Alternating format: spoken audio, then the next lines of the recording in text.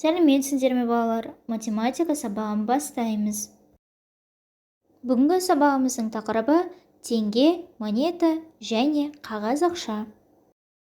Балалар, бүгінгі сабақта сіздер монеталарды ажыратуды және олармен әртүрлі амалдарды орындауды үйренесіңдер.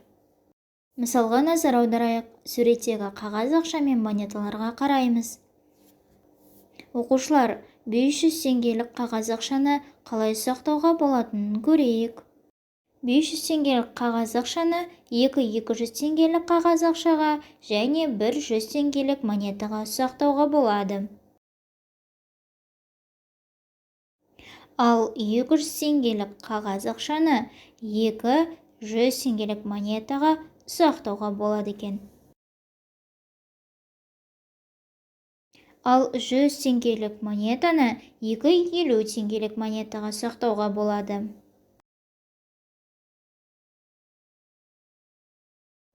Ал енді балалар, бірінші есепке назар аударамыз.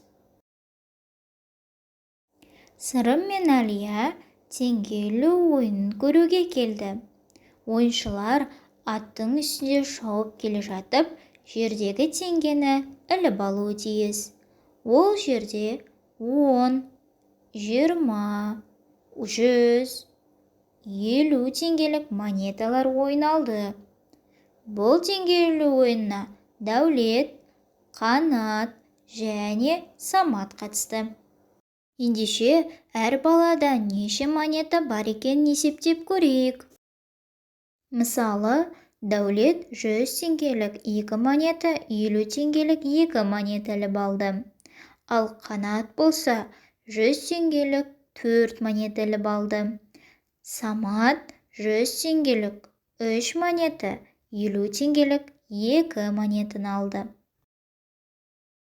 Балалар, 100 теңгелік монетаны 50 теңгелік монетаға сақтауға болатынын ұмытпайық.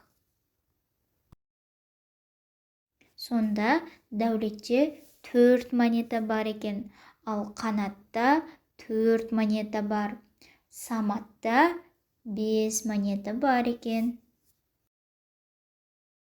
Дәулетте 300 теңге бар, себебі 200 теңгелік монетаны қосқанда 200 теңге болады. 200 теңгеге 250 теңгелік монетаны қосқанда 300 теңге шығады.